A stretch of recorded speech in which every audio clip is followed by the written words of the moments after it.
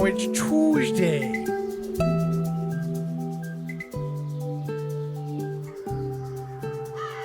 Why can't I hear you, Jay?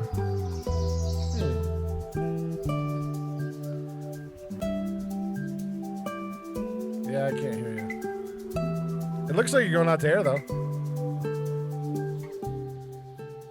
Did I assign you to a matrix again? Try a different mic, Jay. I can't hear you. Wonderful. How's this one? Yeah, that is Does fine. Work? I don't know why the first one's not working. Well, it's because there's a fuzzy, foamy thing on it in the way. No. No, I heard myself. It just the music was up too loud. Yeah, that's going to the thing, but we weren't going to air for some reason. Ah, I hate when I don't go to air. The last time this happened, I had it going to some matrix or something, and I have to. A matrix? Yes. And I know what you're talking about because you're in the X32, and I've learned matrix now. Right there it is. Okay, now mic 1 works. Oh wait.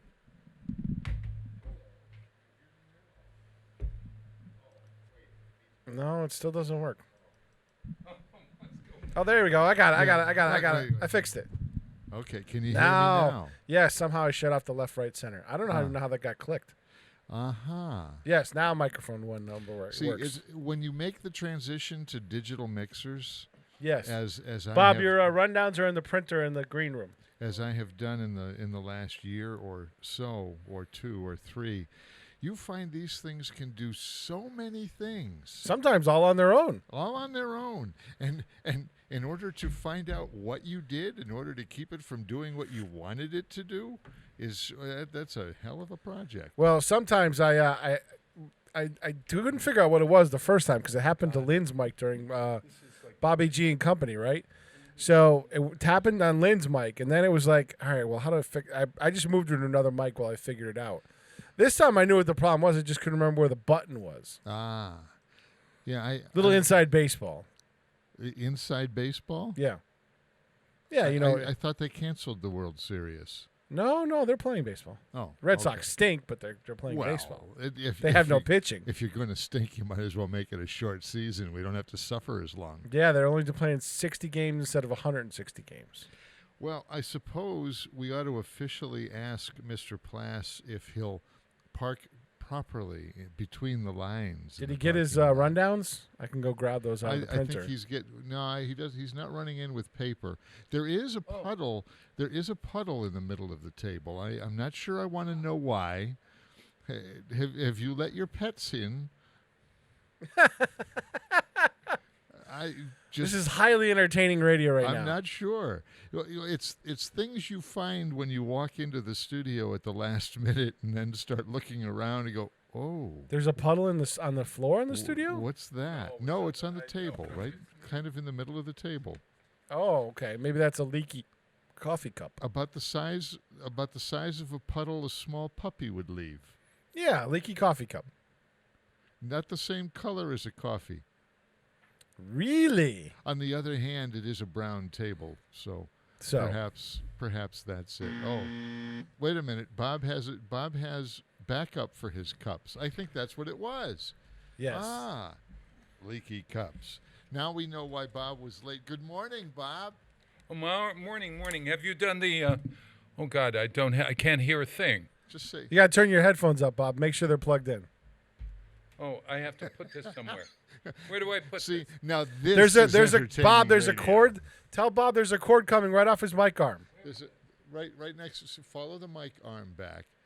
See, there's a little pigtail hanging off right there. See. Now, good Lord. Plug it in, and you can. I don't see where is it? Ladies and gentlemen, please stand by. It's probably on mics 1 through 4.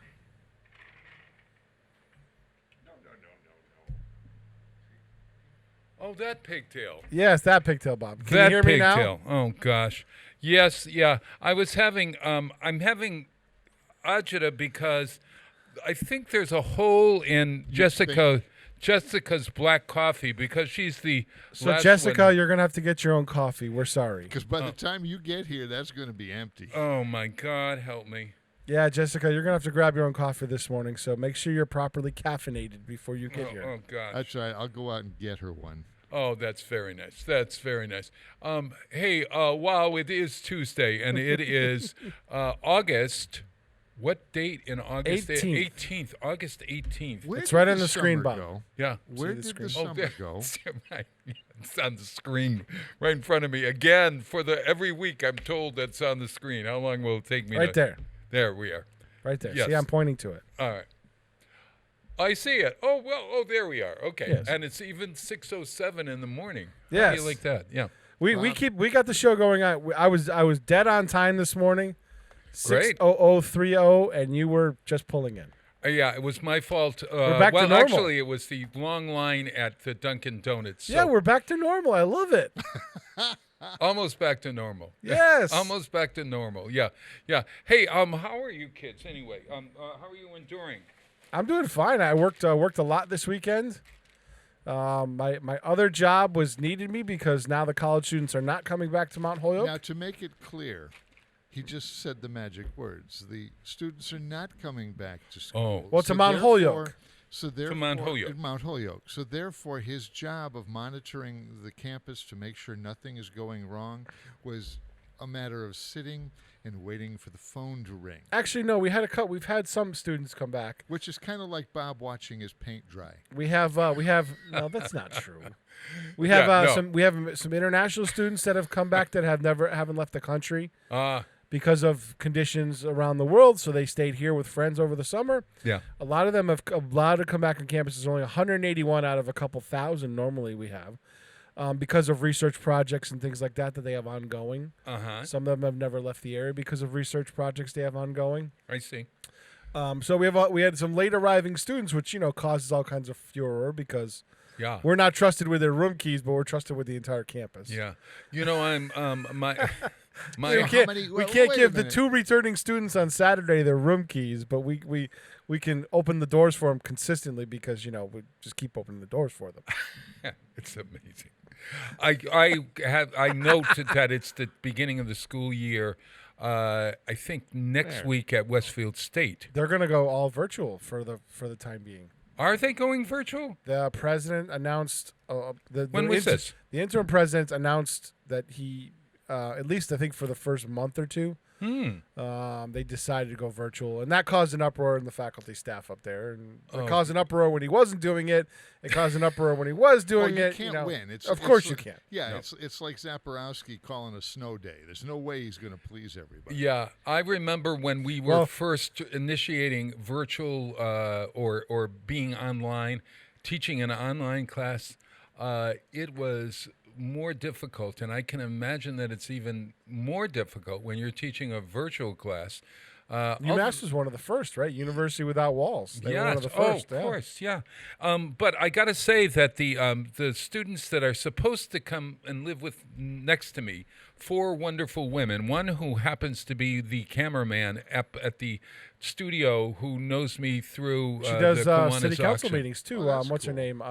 What's her name? Oh gosh, I know her Everybody knows name what's well. her name? All right, one of them is Kennedy and Alicia, and then this is the name that we're not listening. I'll find for. it. I can find it. I Yeah. know how to find it. But at any rate, there's another woman I haven't met, but they're supposed to come next door. They're lovely. So it's going to be an experiment in living next to female students as opposed to female athletes. Not Male female. athletes. Male athletes. Male jocks. You're scaring I was thinking me, about Bob. getting her a computer so she could do her meetings from the house. Oh, that would be great. And then I'll drop in and go over. I could You'll make. have a computer that works. I could make. Oh, I yeah. got a new computer right here in front of me. I noticed it's. We have to hook it closed. up to the Wi-Fi. Did Ken do that yet? Hook up to the Wi-Fi here? No, I don't think so. No, not at all. No. We'll have to have him do that. By the Oh. way, it is good to have you back here in studio. Thank again, you. Mr. Thank you. It's Black. nice. It is nice to be back. The only. Oh, her name is Jenna. That's it. Jenna. She's lovely. She's lovely. So Jenna has moved next door. Thank you, Jay. It's great to be back, except for having to get up at 5. The difference between getting up at 5 and getting up at 5:30 and walking into the next room is like it's like the difference between steak and hamburger. Well, I And- was going to say it's kind of like the difference between being on time and not. Oh, it's true. Bob, we do love you having you in studio because there's a lot more interaction that happens when you're in studio than when you're not in studio. I know. I noticed that, and quite honestly, I think there's a temptation when the guy who's the lead is there talking in a room someplace distant from here. Oh well, now We've been. your mind can wander. Whereas when I'm in the studio, you have to keep an eye on me at every moment, just in case. Well, actually, you know what, Bob? The interaction play, because I can get visual cues because I can actually see you. Yeah. And when I have to bring you in on Zoom, you're on a screen that's behind a screen, so I don't always see you in the breaks of what's going on. Then I notice you tend to wander when you when you're. And we don't mean room to room. No, I do mean room to room. When he's at home, Oh, really? Oh, he yeah, wanders. yeah, Yes. yeah. I'll look up Because- and he's gone. Yeah, no. Well, it's that temptation when there's a bathroom and you're a senior next to you. It's calling you at almost every other moment. Really, Well, there's I'm a telling you bathroom the truth. here too. Yeah, I know it, but I'm not going He out has there to in walk further. that hall. No, No, you thank don't have to go in the hall. It's in the shop. It's We have a shop bathroom. oh, We've that's had one since right. the I've beginning. been back there. Okay. Wait a well, minute. now I don't Wait- feel so well. Wait a minute. I think I just figured out now I feel better. Rather. where that puddle came from. That wasn't. No. Hey, I've got to tell you that the flies. No. The flies have almost left. There was this day that there were 3 of them, and I think they were kamikazes or something. They had learned that I was going to kill them or something because they just were lying there, and I said, "My God, that fly is on the book right there." Boom, and I killed it. There was another one, and I said, "There's another fly," and I went boom, and I killed it. And the third one, same thing. So these people had given up. Were the legs up? Yes. Okay, Yeah. well, then they yeah. were already- Then of course, I've got the damn thing about the OCD and cleanliness, so I had to wash my hands. Of course, I washed my hands 3 times in not like a bad 10 idea. minutes. Not bad at all. So then, yesterday, I caught a fly in the morning. That was the one fly that I caught yesterday, and there's another one that is leaving the room, and he knows my. I turn all the lights off in the TV room so that the TV room has this glow to it so that it attracts the fly to the screen, you see. And then I stand behind it and I run toward the screen. The screen topples over and I miss the fly. Now this fly has caught on to the thing, so it's not going near the screen at any which way. I don't believe flies are that smart, Bob. I don't know, but we've had such a summer, and I don't know where they've been laying. Do you have any idea where a fly lays? Maybe Jessica knows about that. What? And I believe she's a bee expert. And Yeah. I have. Well, does that bee? I know she does honeybees, but does that translate towards other flying, stinging insects? Does she know about? Yeah. I like doubt it. hornets and things like that. Yeah. Well, the one that it killed yesterday was middle-aged. James said, "Why is it a middle-aged bee?" I said, "It's not a tiny one going. That it looks sort of like a gnat. It's a little bit bigger, and it's not as big as the ones that you can saddle and ride. Which I think are those." The ones that are pregnant with children, so that's why we have one fly after. None of it's not. We haven't given enough Bob, thought you know, to flies. you have that whole Google machine. I'm sure you could find out the entire life cycle of a fly. Well, first thing he has to do is Yeah. open it. That's true. And I could demonstrate. Google machine? Okay, The here. Google machine. Here is my new. My Google machine just went off. What's the life? A machine is a mechanical structure that uses power to apply forces and control movement to perform an Oh, intended yeah. action. What's a Yeah, machine? Yeah. All right. So look, I want to show you my computer. Here's my beautiful new computer. It's a 2-in-1. I had no idea what a 2-in-1 meant. A 2-in-1, it means that you can flip it all the way over. Yeah, Yeah, and you have a touch screen on it. yeah, and it can flip it all. It becomes a notebook. You got to open the other side. See, this is it. This is the problem. Oh, there it is. Okay, there it is. There's my new one. And then, it goes over like this, so it becomes a giant A giant tablet. tablet. Yeah. and I don't need a giant tablet. Sure you do, Bob. Do I need a giant tablet? Yeah, if you're just watching something, you don't want to deal with the keyboard, it works for that. 'cause you can Everything's still better control when it. it's bigger. Oh, all right. Okay, I'm gonna loan it to James so he can watch his films on this. Because That's your computer. Make I'm James busy get his watching. own computer. I'm busy watching news. Oh, that was the thing last night. Why are you watching the news? I know, Oh my I God. know, I know. Bob, No, you know, I know. I love the news. I worked in the news for years. Yeah.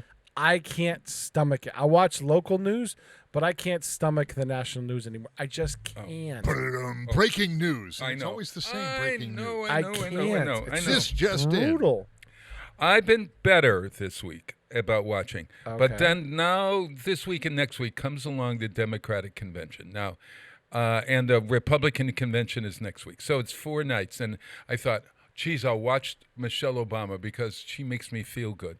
And she does. She makes me feel good. I swear, if she were with me at every hour of the day, I would not be. There's a joke in there, Jay. I'm not going to take it. I'm not going there. Okay. And it's even funnier because it's Bob saying it. Yeah, well, I would be happy because she's just she's so wise and she's a nice mother and I don't She's a shrewd operator. I'll give her that. The Yeah. bottom line is, And she's nicer than Hillary. she's a classy first lady.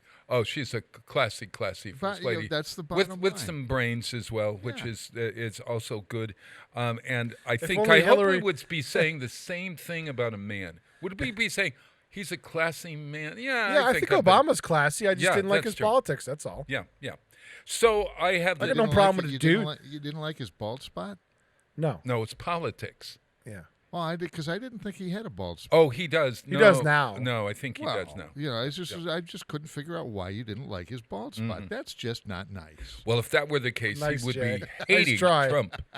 Yeah, I think Trump has 14 bald spots on his head. No, he so just has he one- combs one over orange one area. Oh, area. the comb He over just looks really good. Yeah, he just has one hair he keeps swirling around. I'm not gonna. That's not debatable, Bob. The comb over. It's just. It is. It is what It is what it is. We It is shall what it is. overcome. So last night, I waited. Nice until, one, Jay. I like that one too. Yeah, That I went right waited over Bob's until head. 10:30 last night to stay up because I knew I had to go to bed at 10:30. I need at least 10 hours sleep, but I got 6. So I was planning for 6.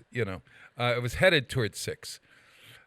So I missed Michelle, so I have to listen too. But I gotta say that these online or what do you call virtual conventions, you get rid of all the hoopla, and they just go from one thing to another. And It is more fast paced. Yeah. I'll admit I didn't watch the whole thing. I caught little snippets as I walked through the living room. I was busy last night Sure. doing the real job.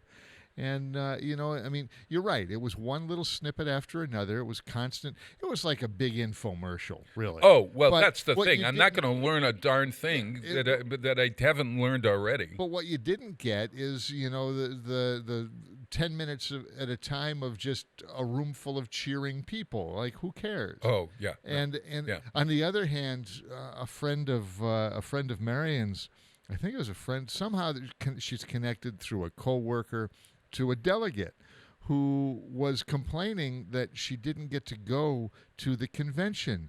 It's like finding out that Christmas was canceled. We don't get to have a party.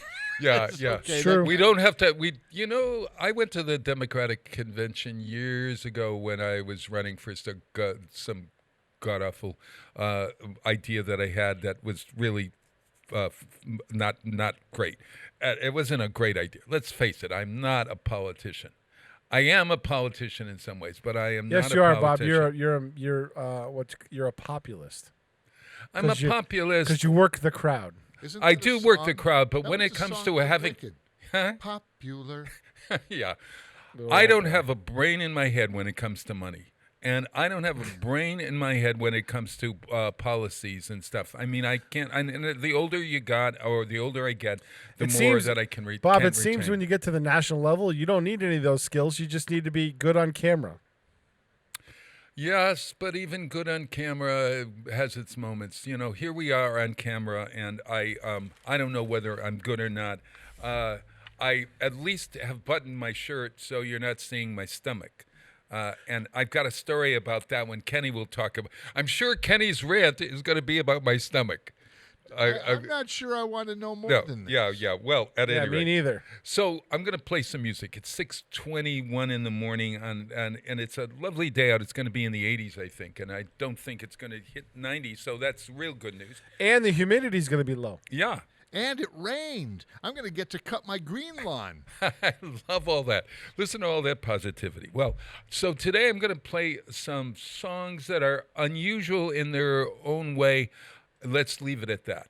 So the first one, Okay. I'm going to get, there's a song from Pete Kelly's Blues, a movie that Jack Webb produced that had music by Peggy Lee, starring Peggy Lee and, of all people, Ella Fitzgerald. And in that movie, Ella Fitzgerald hums.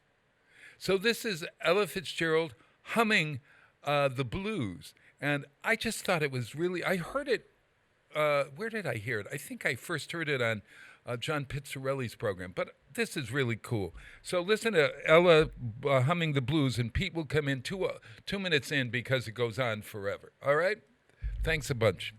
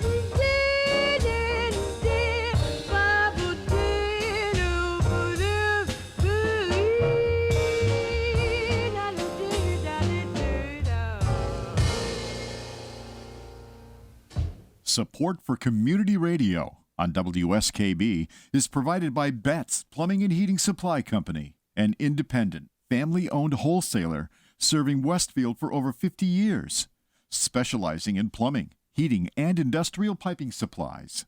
On the web at bettsplumbing.com or at 14 Coleman Avenue in Westfield. I'm Mark Auerbach. Join me every Friday at 8 a.m. for Arts Beat, where you'll meet interesting actors, directors, designers, and musicians here in Western New England. Community Radio. 89.5 WSKB. Live from Studio 120 at Westfield Technical Academy, this is WCPC Channel 15 and 89.5 FM, WSKB Westfield. Wow, it is August 18th, 2020. Peter Coles, the kitten of the keys. Hi, Meow is right behind the board. And my trusty, dusty, lusty, musty, and crusty, and well-modulated sidekick, Jay Pagluka is here. This is going to be a really, it's going to be a packed show. We're going to have Jessica Martin, the diva of books, bees, and realty on at 7 or earlier than that. Whenever she comes in. Yeah, whenever she comes Jessica, in. Jessica, I gotta ask you. Start thinking about this. The giant hornet-looking things that I have coming out of the ground, and there's big sandy piles around the holes where they come out. I think they're called cicada killers. I thought they were mud bees. No, they're giant mud hornets. bees. They're not the little yellow jacket things. These Jessica, things you can pull straight in. Yeah, you can pull straight in, Jessica. Yeah. You don't have to. You can park next to Bob. Yeah, we can give you the fancy parking spot. We need. Listening to my parking directions on the air. Very nice. Yeah. What are those giant cicada? The cicada killers. They look like they can carry me away. I thought they're called mud bees. No, there's 3 or 4 of them, and they'll carry me away. I go out there, and they're the darning needles that they were going to sew up your mouth. Do you remember that? No. So, you were asking about that poem. Oh, we were talking because you tell Jay. Look, we have all started with pull that mud dauber. The mud dauber is a name commonly applied to a number of wasps from either the family Sphexidae or Crabinidae that build their nests from mud. No, this isn't mud. This is sand. Oh, this is sand. Okay. All right. So but we're confusing people because we've already gone on to different things. Yeah. We're waiting for Jessica now. We were talking about what happened when we were kids when the TV went off at night. It was because look, like if you're watching on TV, we actually have 2 television sets or 3. The back of our chairs sort of look like our TVs during the 1950s. Yeah, that's because they're mesh. Yeah, well, that's okay. Yeah. But it's all right. It used to be snow on television. Today kids don't know what snow is on television, other than in the wintertime. But at night, you'd watch the 11 o'clock news. Yeah, that's right. Then the Tonight Show would come on. Yeah. And then the Late Show, and then the Late Show. That's right. I think with Tom Snyder. Why do I remember that? I used to love that show. Yeah. Then after that, there was nothing on. So there was no programming for most televisions. Local television stations would go off the air. You'd get the tone. So you'd get the boot, and then usually the Indian test pattern. But before you went to there was always a little thing. They'd play the national anthem, and then they would do this poem. And just off the top of my head, I remember it was called High Flight. It was written by John McGee in 1941. But it starts with, "Oh, I have slipped the surly bonds of earth, and danced the skies on laughter-silvered wings."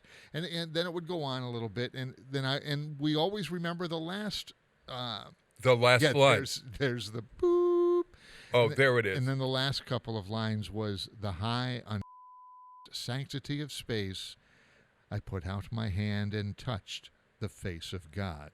Oh, my God. That was the end of the broadcast the programming day. And yes. why of all poems in the world? I thought, well, was it because that Westover was near here? And then I remember that Jay didn't live near Westover when he was growing up. No, that was in Connecticut. But Air Force has bases all over the country. So maybe why was that poem so well used? I wonder if the Wikipedia site will the researcher site. I'll do a little research on this while you enter. So at any rate, I want to tell you a true adventure story, but Jessica Martin is sitting patiently over there. She doesn't know where to sit, Peter. I think she can sit in the middle, or she can sit in the other room if she I'll- wants to. No, I she'd will- like to sit in the other room. She I'd doesn't be want to glad. sit. All right, that means I got to set up the camera for All her. right. Does Jay want to sit in the other room? I don't care. Just Wherever. sit in the other room. No. All right. Tell you what.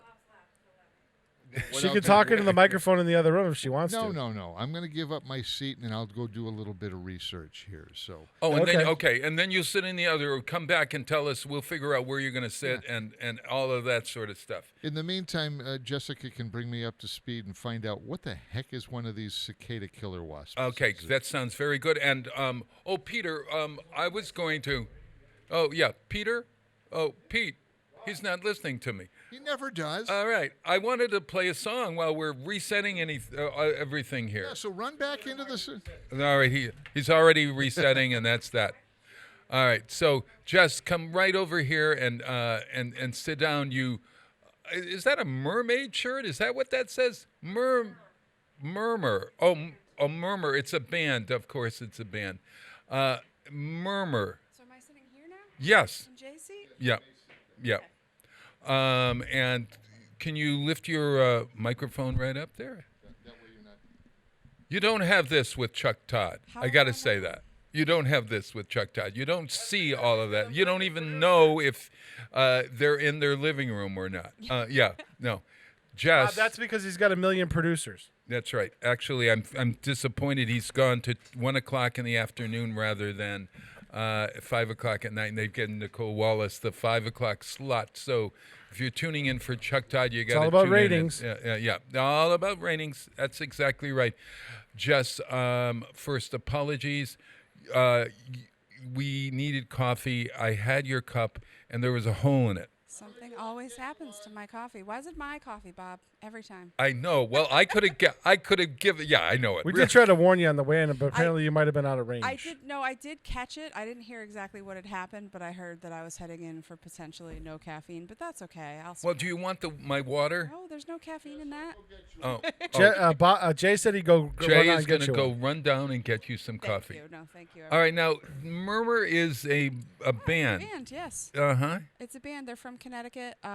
They're wonderful. It's a two-piece originally, and when they play live, they use a four-piece string quartet, like a little mini orchestra, and it's really fantastic music. It's very, I would say, dark, ominous, melodic. Like, two singers. One of them plays guitar, and they're just really fantastic. Right. And so it's really nice that there are two, and so it's mur. Yeah. Do you know the poetic term? That is a kind of word. Do you know what kind of word it is? Oh, I'm not going to come up with a vocabulary word, but I know what you mean. It's a word that's also kind of a sound, right? That's exactly right. It's an onomatopoeia. Onomatopoeia. Onomatopoeic word, because the sound suggests, or the words Suggest the sound. Yep. So murmur. And then they always use that word murmur because when they're teaching this.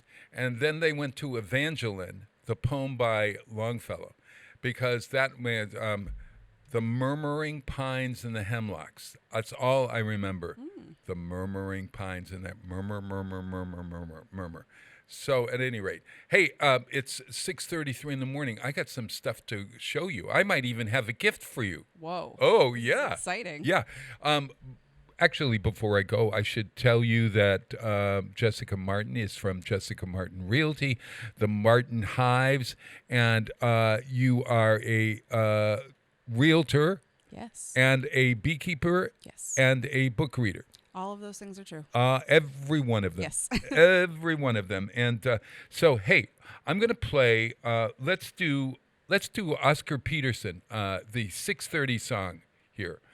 Oscar Peterson and Fred Astaire did a couple of albums together, and one of them was called Mr. Top Hat. And on that, Oscar Peterson plays the piano, and Fred Astaire taps and whistles. Oh, fun. It's a really great. There are two CD or two cuts of the CD. One's a slow tap, one's a fast tap. What are you So talking- we'll do slow tap. It's at the 657 song. I'm sorry, Peter. Okay. It's that 657 song, and it is called Slow Tap from the CD Top Hat. I don't have that song, Bob. I don't know where you came up with that. You have the I got a slow dance. YouTube. You have YouTube. Yeah, I know. I didn't see that song. I don't know where this thing is. Let me go find it. Hold on. All right. So Jess. Yes. How are things? Is your husband away still? He is away still, so he will be away until the first week of September. But he is thriving in his current position out of state, so we can't be mad about the time apart because it's good for both of us right now.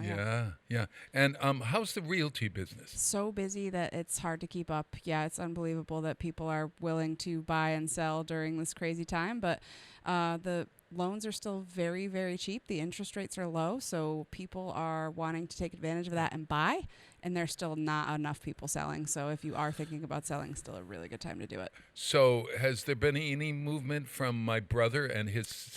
Haven't talked to your brother lately, but I am going to check in with him. Yeah. Would you do that, So, please? Bob, I do have it. Yeah. So the way Yeah. it comes out on YouTube when it downloads it, it's completely different than the description. It says slow dance. I did have it. Oh, okay. Gotcha. Yeah, I'm ready to go now. All right. So this is Slow Dance from Mr. Top Hat. Fred Astaire tapping and Oscar Peterson playing the great piano.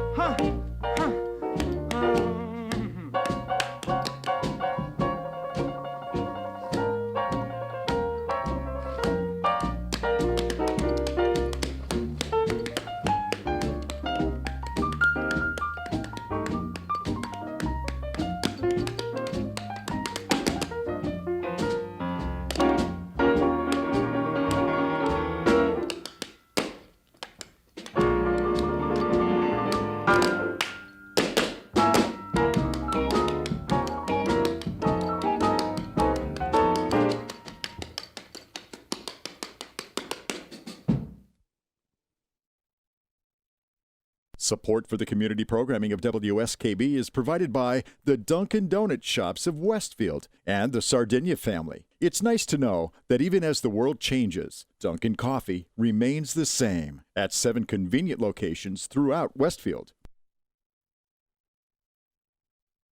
Saturdays were made for polka. Tune in to the Polka Jammer Network starting at 6 a.m. and Polka Hall of Famer Billy Bellina, Breakfast at BB at 8:30. Community Radio. 89.5 WSKB. Live from Studio 120 at Westfield Technical Academy, this is WCPC Channel 15 at 89.5 FM, WSKB Westfield. Wow, it is Tuesday morning, August 18th. 2020 and counting, and we are here with the diva of bees, I was going to say Bees Beauty, and yes, of course, Keep going. Bees Beauty Realty and reading, and we were all over the place during the intermission.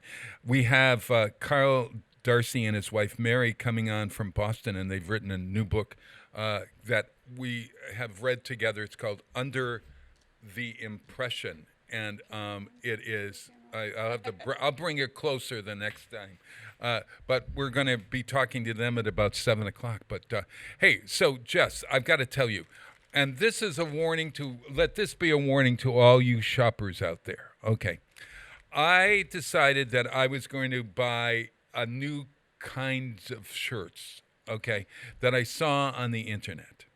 Okay. And I went and looked, and there were maybe four. There was something called Comfy Shirt. There was Wellisoul, WELLISOUL.com.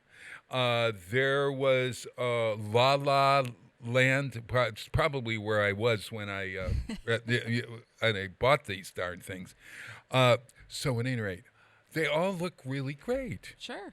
And so I ordered 2. I hemmed and I hawed, and then I said, I'm going to order 2. Okay, so it comes. And, of course, when it comes in a plastic package, sort of bunched up, I immediately start to think, geez, this isn't like I'm shopping at Brooks Brothers. All right, so Certainly not a fancy package, but you can't judge the package, right? no, you can't. You can't judge the package. Now, I'm going to have to go. Okay. So I'm going to walk up to the screen here. Here is the shirt that I got. I need to turn down the iris for that. It's too bright. Oh, is it? Yeah. Can you? Hold on. All right. Let's see. Oh, So look you've got for the listeners, you've got a white button-down short sleeve shirt with some abstract black stripes. Yeah, right. It's not even. Yeah, it is Vertical definitely is stripes. abstract. Yeah. Yeah. I like the abstract black stripes. It's not a pinstripe. It's Yeah, a no, it's- randomly patterned stripe. All right. So then Good Lord. Then I look. Now, Jess, I go, this is a large. Okay. All right. The large size fits me across, Okay. and it is so small on me. Okay. Yeah, I hate sizing. All right. As a now- big man, I hate now, sizing. Take a look at this shirt here because it could be yours. Oh boy. All right. Oh boy. Now read. know, Jessica, you read, might- read the label. Read the label. Let's see. Miss Look. Miss Look. Is there a thing? It's Talking about women's clothes. MISS Look. Okay, so but isn't there a thing about the side that the buttons are on that determines whether it's a That's male what I always shirt thought. or a lady shirt? Oh. I don't know what Yeah. the size is. So I'll be honest, I don't wear buttons. That's a thing. Uh-huh. I don't wear Right. buttons. So on the is top. that written? But I know there's a thing about which side the buttons are sewn on the shirt that determines if it's a men's shirt or Right. a lady's shirt. Guys, it's underneath, so it's on the right. But I mean, this On clearly your says right, Miss. So on would the, you on the check ladies, it? I think it's on the left. Has it got a label for women and buttons for men? Let's see. You said on the right, Pete. Your buttons are If on you, the right. yeah, the men's buttons are on the right because when I open Yes. my shirts, yeah, it's on the right, and So the these ladies are on the left. Right-sided buttons. So maybe you just have a mislabeled shirt. I mean, let's see where your shirt was sewn. Maybe it was. Did in you a buy it from the country- Chinese directly Yeah. again, Bob? I didn't realize I was buying it from the Chinese. If I thought it you was put it a on a Amazon- shop in New York State or someplace, Washington Oh, State. you got What fooled does on the it internet. say? Professional dry clean recommended. Who buys a dry clean only shirt? Yeah, Bob? That's yeah. Made in China. Made in China. Okay, now feel the quality of the fabric. It's not very good. It's not very good. Okay. It's a stiff. It says it's 100% cotton, It but was- it is a stiff. Yeah, cotton. it's a stiff cotton, and not it's very not soft. very good, right? Okay, so that was $20. Okay. All right. A bargain. No, wait a minute. No, that was a $29.99 one. Oh. $30 for that darn thing. No. Okay, so Peter, Chip, get you know ready. what? What? You just made the list. Oh no! All right. So listen, I see this shirt. Oh, you're laughing now, Peter, because this might be your shirt. But wait, there's more. Bob, in my size, There's Yeah, very that little things that could be my shirt. extra small All right. shirt. So I saw this online, and it looked really good. Can't And then wait. it came. I look like a sausage. So now we have What a the hell is that? off-white shirt that looks like a child drew on it. Hold on, let with me cut to camera with a 3. marker. What in the What is blue the hell pattern, is Bob? that? What is that? like Are those stick skeletons on the people? bottom? Stick people with squiggly bodies. I Yeah. don't know what the orange things are. That's what I'm trying to All right. figure out. But those are definitely stick people. All right, now, Bob bought a shirt of stick people. yeah. Did you buy that for Pumpkin Fest? No, I bought this to wear on the street. It would be a I don't know what city I'm going to wear it good in, but Halloween yeah. shirt. Oh, I know where you can wear it. where? At Russell's little freak show thing going on. There you Oh, go, the that- carnival. That would work. Oh, yes. No, he yeah. called the it something. Circus of Dr. Odd. Yeah, that's it. That's right. And in actuality, That would work in there, Bob. Walk right in, you'd fit in. Well, okay. The Circus of Dr. Odd, you pay to get in, and your kids can have, and it's a very small admittance fee. I'm not exactly sure. You have to go down and check it out. But you it's go in, $5. and there. Oh, is it $5? And you go in, and it's a bookstore, but it also has all of these little, kind of wonderful, like things that you go. And you look at snakes, and you got to go and see this giant eyeball, Be et cetera, et cetera. surprised. Okay. So at any rate, tomorrow it's free from 11 until 1 in the afternoon, I think. And he's got a Hugh Nager is a glass artist who really does wonderfully great glass and little items, and they're really Yeah, have Hugh's you seen great. them? They're Yeah, wonderful. He makes really cool So stuff. he's there from 11 a.m. to 2 p.m. at Blue Umbrella Books, right at the Green on Main Street. So I could wear this Circus of the Odd shirt. Okay, now I would. online. Would you wear this in public? No. All right, now wait a minute. Let's be honest. This might no. be a shirt for your husband. I'm not sure about that. Now go ahead and look. See the quality of this. Oh, this one's a slippery one. Oh God, it's slippery. What's the fabric here? Oh, yeah. We have some sort of cotton poly blend here. Yeah, I'm not sure. It's not even known in nature. I'm sure that's the case. This one is It's slippery. That's It's rigid. actually 100% polyester. Really? Yes. Made in China as well. Okay. Now I thought it was a white shirt. Could you explain a white background? This is a tan shirt or a beige shirt. It's a beige shirt. A light so okay. khaki shirt. Now you'll notice the prints on it. The prints are I all also- kinds of fuzzy. I just discovered the word pork on the collar. Oh really? It says pork. So Outstanding. obviously, it's not a vegan shirt It is at all. not a vegan That was on sale for $20, I think, or something Well, like you that. got a great Okay. deal on that. So I got a little thing with it that said you could return these if you didn't like it. All right. Okay, well, Yeah, please do. they should go back. All right. So I go online and get this. I can't get in. I mean, it says press this and you can. Did you use PayPal when you bought it, Bob? I used my American Express, which is really killing me. I'm frightened out of my mind that I gave that number, but I thought they look so legitimate, et cetera, et cetera. So. See, what I do is I use PayPal to protect myself. So I because go on, yeah. So I go online and I go to Wellasol and I put in Wellasol. It turns out that this is like a scam. yeah, Oh. That you buy the shirts, they're poor quality, and then you can't get through to the company To get Yeah. the refund. and you can't get the refund. So you ordered them directly from the vendor? It wasn't from Amazon? It wasn't from Amazon because I looked on Amazon and I was trying to find these shirts that were sort of unique, and the idea of unique and scary are two different things. They're certainly or unique. poor You can say that. poor yeah. quality. Wow. that's So- why. That's why. Like I said, I use PayPal because I had a problem with somebody. Didn't get shipping notification. Nothing. Didn't hear from them. Nothing. Yeah. So I contacted PayPal and said, "Hey, it's been a month. No shipping notification. No nothing." Did So you PayPal- Did you talk to PayPal? No, you just generate a complaint saying don't pay this or you pay this but it's not right. So they went to contact the company. They got no response, and they refunded me my money. Well, Okay. See, I'm going to have to figure out what's going to happen here. Because Maybe you I'll can call attach the your better. credit card to pay. The Better Business Bureau is going to do you no good because it's an offshore website. You're SOL at this point, Bob. What does SOL Stink mean? out of luck. Yes. Oh, totally out of luck. Yeah, they got you. But you can on your credit card. I mean, you can call American Express and say, "Hey, I You can't could get a dispute hold it, of yeah. this company, dispute the charge, and they'll put it back on your card." Yeah, but that would be that's not telling the truth.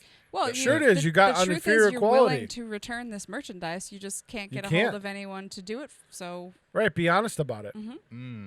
So here's a thing for all you guys out there. Make sure, first, do not buy anything from something called Comfy Shirt, La La Well, Land, check- or no, La Bob. La something. Bob, I saw something. I wanted to buy a tabletop arcade game, Yeah. and I saw a really good deal for $99. I figured, well, it's the Chinese. You know, it's going to come. It's not going to be the original quality, but Yeah. whatever. I can deal with that. Yeah. I said the cabinet alone is worth that. So I ordered it through PayPal. It was a scam, and so that's the protection you have. You know, you have that protection where you order. Don't ever order through your debit card or things like that if it's a sketchy site, or even if you think if it's too good to be true, it is. You know what I'm saying? Well, this was, $19 for a. I mean, yeah, that's reasonable. yeah. For and the they're- quality they- of shirt, you guys probably only worth about $10. Oh God, that isn't even worth $10. That wouldn't even sell for $2 at Salvation Army. I don't think. I mean, I think I'd have to give. I'll wrap it up. Is Jay gone? I'm going to give it to Jay as a present, and see. Is he returning? Is he? Yeah, he's come back. He's getting Jessica a coffee. Okay. Oh, God bless. So when he comes back, I'm going to give him those 2 shirts. I don't think he'd wear them either, but Well, of course he's not going to wear them. But we'll see whether he. We'll see whether he's polite or not. This will be an interesting thing to see whether. you're bad, Bob. You're It's a bad. test. You're Is his bad. birthday near here or something? I don't. I don't remember. I don't know. Lousy merchandise, and maybe they'll be put on our pumpkins because. There you go. Scarecrow shirts. Yeah, there you the go. Scarecrow Trail, which is debuting this week, the information about it, and all of the events of the reimagined Pumpkin Fest. You're going to see this item, or you're going to see flyers all throughout the town, I hope, and online about the Scarecrow Trail, our drive-in movie, and the haunted houses drive-by. You know we have a video for that, Bob. We do have a video. You have a video? Yes. Oh my God! You're going to show it right now? Sure. Look at this. Okay, and then I'll talk about this video. Watch this video very carefully. There's Bob talking. We got to turn. All right. Now. I'm here in my backyard with some fantastic scarecrows that are going to be featured during this year's Reimagined Pumpkin Fest. Westville on Weekends hopes that your family is healthy and enduring, and we look forward to a safe and responsible festival the last 2 weekends in October. Just get the schedule. It is fantastic. There's a drive-in movie on October 17th featuring one of your all-time great Halloween films. There is the Scarecrow Trail, a drive-by event, as well as a Haunted Houses Tour, another drive-by event, and a coloring event for you and your family to enjoy. For more information, just go to westfieldonweekends.com or visit our Facebook page. There you'll find all kinds of details about each one of the events. And you can even purchase a scarecrow making kit if you so choose. You can also register to be a participant on the Scarecrow Trail and the Holiday House Tour, and you might even win some incredible prizes. Oh, and hey, if you want to get your cell phone out, you can help support all the community programming of Westfield on Weekends, including Pumpkin Fest and December Fest, by texting GIVE Looks like a telephone. at 1-833-500-9560. Hey, I want you all to be safe and responsible. Don't forget to wear those masks, and hope to see you at Pumpkin Fest this coming October. Hey, you scarecrows, you've got to wear these masks. Here, let me help you. See you guys soon. Bye-bye. So that's the promo that I did in my backyard. Okay. Fun. Kenny and I did. I gotta teach Kenny how to make that jump cut look a little better. Okay, yeah, because it was a very long thing, and I couldn't I wrote the darn script, but I didn't memorize the script. I usually try to just be as spontaneous as possible. I did another one for the Text to Give campaign, but that one in particular was one that I was up all night thinking about, mainly because, Jessica, did you notice anything about my shirt?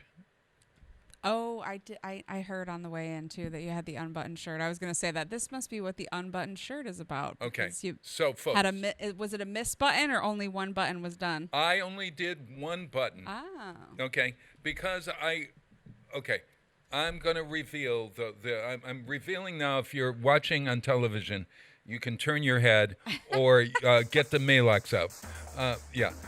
But there is the belly. Okay, I'm trying to lose it. Okay, so I said, geez, I better get a shirt. So I went and I buttoned the shirt. Okay. Tell him to get the car. Yeah, but now Kenny, who was in charge of belly watching on this commercial, did not. Great gig. Yeah, he did not notice that it was wide open. So it then looks like I have a double tube around my. So you made it worse instead of better. I made it so worse, and it was bothering the hell out of me. I said, Kenny, can't you put something in front of me? I mean, and that's where the bar came in. That's yeah. Initially, I was saying, Spotless. just put a big thing that says Pumpkin Fest in front of me. Then he said, no, that's going to take some readjusting, and it's going to be too cluttered. Then in the middle of the night, 1:30, no, it was 2:30, I think, I texted him and said, how about Bob Plass? A little icon that says Bob Plass. And I said, put it right where the crack is in the shirt so nobody sees. Well, it's my just, God, it's, help me. It's just Jay, come back. We need your help. Yeah, right. It's just a little below the crack. Okay. Am I pleased? No, but now you really learn, and I learned that you really have at every moment got to look. So that's why you'll notice from now on, since you can see on Channel 15. No respect. button everything. Yes. Button it all the way down. Buttoning your shirt all the way down. Are those buttons on the right or the left of your shirt? I bought this shirt, at the mall. So it's still made in China, but still, whatever. So at any rate, that's the story of my shirt. What happened to our show? No, belly. Oh, wait a minute. This is what always happens to our show. Yeah.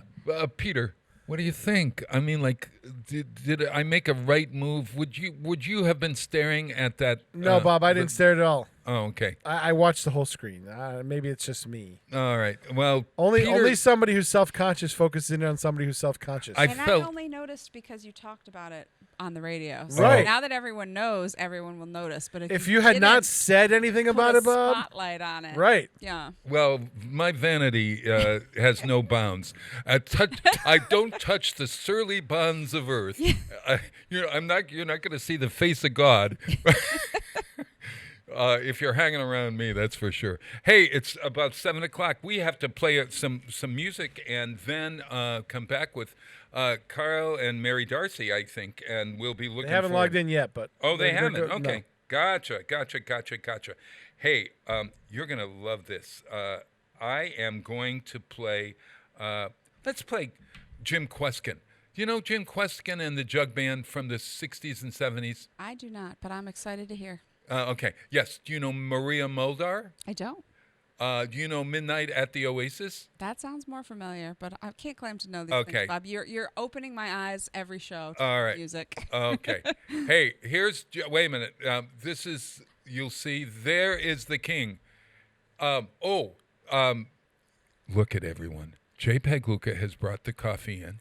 And he has to go farther away now because the one at Main Street and Elm closed. So there it is for you. Elman. Jay, because you're such a nice guy, I actually brought you a gift. I have 2 gifts today. And come on, if you want to pan over or get over here or someplace so people can say, no, you don't have to pay me for it. Just come on over here and see Check what you out think. this beautiful gift. I bought these online. And for what it's worth? Yeah. Yes, I heard the whole story.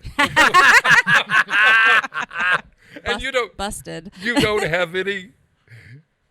Look at that shirt. That's the pork shirt. Where's the one that says pork? Yeah. Oh, it's all over. It Pork. says pork all over the place there. It came This is from the a pork, yeah, the it's- pork pattern shirt. it came from the Chinese restaurant down the road. Yep.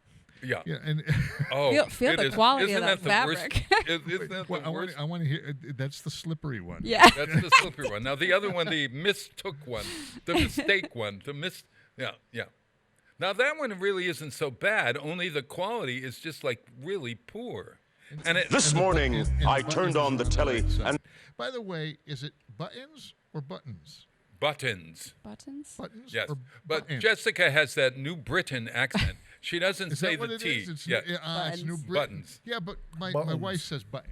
Button. And she's from the hills up and off of Route 2 somewhere. So yeah, I thought it was a hill thing. All right, It's yeah, New Britain. Do you know there's a button museum in Munson, Massachusetts? Oh, They are scary. aren't they scary? Yes. Maybe I'll try and give them to Carl Darcy. He'll be on here Wait, soon. dress one of those. You know what? I'm going to put it on that skeleton. Or the You want it on your scarecrow? scarecrow? Put it on my Here, put it on my scarecrow. They're I know good. you They're guys are good I'm busy. making scarecrow him a shirts. scare. I'm Yeah. making Jay a scarecrow. A scarecrow. I'm going to put a corncob pipe and a stovetop hat and a button nose, whatever. A button nose. A button nose. Okay. Hey, everybody, I'm going to play. So Maria Muldaur was married to Jim Kweskin. She's on this thing. This is called Crazy Words, Crazy Tune. Jim Kweskin and the Jug Band. Washington at Valley Forge, freezing cold, but up spoke George said, what audio know? Crazy words, crazy tunes, all that George could croon and swoon was, what audio know? On his ukulele, daily, he would strum a needle on down, a dancing, prancing, then he'd holler red hot mama, crazy words, crazy tune, all that George could croon and swoon was, what audio know?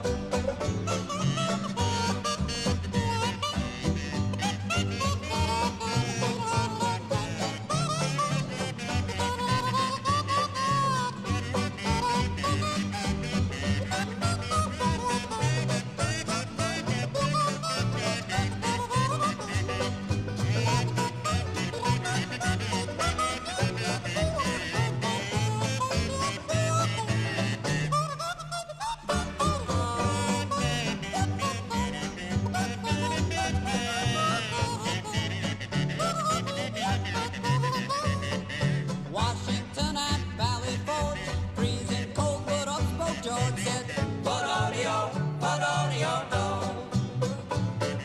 Crazy words, crazy tune, all that George could croon and swoon was, what audio know?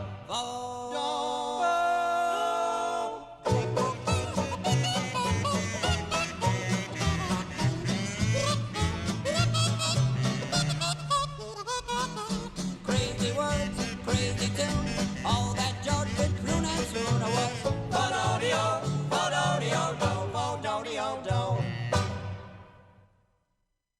Support for community radio on WSKB provided by Westfield Electroplating. Employing over 140 skilled platers, painters, and technicians, Westfield Electroplating was founded in 1946 and was the first company in the country to achieve National Aerospace and Defense Contractor Program accreditation, proudly maintaining that status for over a decade. Westfield Electroplating provides over 50 quality finishes to meet your corrosion, cosmetic, or performance needs.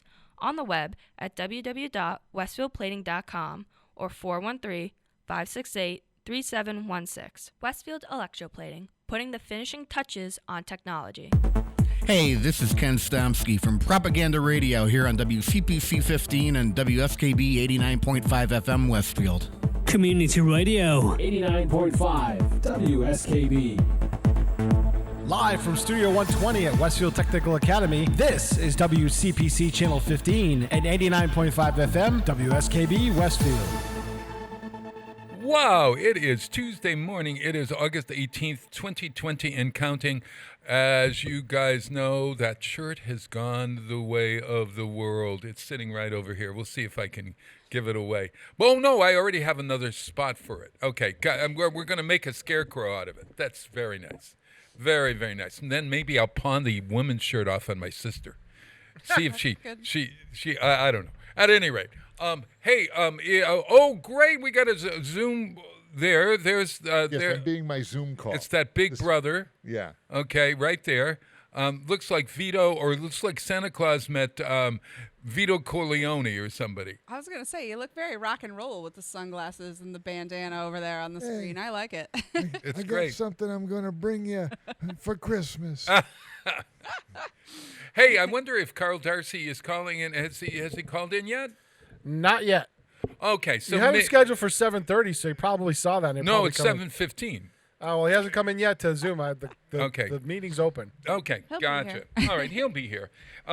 So, Jessica, we were talking about these bees. They're called mud bees. Have you ever heard or mud? So What are they called? No, they're cicada killers, and they look like they're 1.5 inches long. They're I giant. think I recently had an experience while showing a house with these all around an in-ground pool, because what had amazed me, I saw them coming up out of the ground, was the size of the hole Yeah. in the ground and the Yes. piles of sand around it. I said, what lives in there? And then they were flying all over, and I was like, ooh, we are getting out of here, or we are getting stung by something. And they tend to stay close to the ground. Yep. And doing research on these things, they're pretty docile. They won't.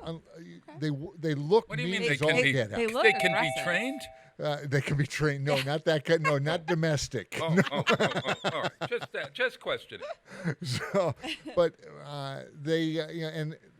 but they live in hot, dry, sandy soil, Oh, and I've got a lot of that off of one side of my yard. Well, so I'm out there mowing the lawn, and I realize these things are all. I mean, there's dozens of them all flying around me, and I'm like, okay, sit very still, and don't breathe. Yeah. Did your research say how to relocate them? Get them to move along? I was looking at options other than relocate, but yeah, they're kind of hard to get rid of. Oh, They're it's not like you can go out late at night with the spray and Right. things like that. It's really tough to get rid of these Try things. some classical music. That'll work. Actually, I think no, if you're both looking at me like that was a real thing. No, it's actually a funny thing, because there was how do you get?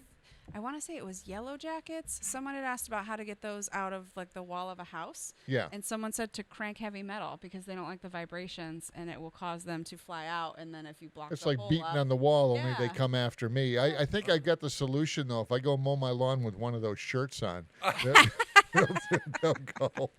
maybe it will make them aggressive. They're docile, but they'll become There is that. aggressive. Yeah, okay. Oh my gosh. So, Jess, I also wanted to ask you. I saw an article in the newspaper. I don't know if I have it here or not, but it was about bee nesting tubes. Have you ever heard of? So that's one of the things that I'll often give people as a gift, or just when people want to keep bees but don't really have the time or the space to keep honeybees. You can get or make these little like mason bee houses, and it really is just all different length of tubes, open straws type of things. They look like straws, Jay, and they're tied up in Big straws? Yeah, a little batch. bundle, and you can get a fancy one. Like you can buy one that someone else made that looks like a birdhouse, but the front is just all open, different sized I holes. was going to say it sounds like a pan flute or Yeah, something. it very much does look like those tubes. That's a good yes. It looks exactly like those turned on its side and stacked up almost. So what do you do with these tubes that are placed together? Hang it in your yard just like a birdhouse or a bird feeder. You hang it somewhere, and it will be attractive to all sorts of other pollinators, different kinds of bees, some sorts of butterflies and moths and things that are very good for the environment, because Something they're good to still put around your flower garden. pollinating. Yeah. Exactly. And they're So- called bee nesting tubes. Yep. Yeah, you can call it a Wow. bee house, a mason bee house, but they will. I have one in my yard, and the little tubes are always full, and they'll lay their eggs in there, and then they pack in a little material or mud. And can you or- eat the honey after they're done? No, they don't make honey in there. Oh, they're just nesting. Yes. Yep. It's just for reproduction purposes and keeping them safe and getting the benefit of the pollination in your yard. So I can bring bees into my yard. I Yeah. can put bats in You my gotta tell me about that because my like brother. the no-toe motel. My brother has right on a tree somewhere. Yes. Jessica, you're gonna have to send me some information on that because my brother's got a huge garden and. Oh yeah, they're great for gardens. You just hang one up and you'll get a bunch of little critters in there that are good for the plants. Yeah. That sounds like a great idea. Hey, look who is there. Look at there. I think Kyle they need and to Mary unmute, but I think Darcy. they're there. Hey. Way to wave. Yeah. Hey, we can wave at one another. Can we hear? Have they unmuted? They have to unmute. Yeah. They have to. Oh no, Kyle, you have to unmute in the lower left. Oh, wait a there. minute, I think I can do it. Oh, there. Can you do it there? Now they unmuted. No. Oh, not. Yeah, you gotta. Coming. There you go. How's that? Speak, bright angels. Good morning. Morning. Oh my gosh. Look at that. Where are you guys located? We're in Stoughton, Massachusetts. Stoughton, Massachusetts. But where in your house are you? Are you in some pantry someplace? Where is it? We closed the shutters or what have you to save you from the neighborhood traffic or whatever. And the bright sunlight, like Bob never figured that out at his house to get out the sunlight. No, I didn't figure out the sunlight. I bought one of those lamps that makes you kind of like look you better than you are. Actually, Bob, they have great lighting. I mean, that's really good lighting that they got there for their Zoom conference. That's very good lighting. It is, yeah. Yeah. We're just afraid the neighbours wonder what's going on with the lights. We're a bit nervous. We might be causing a little bit of.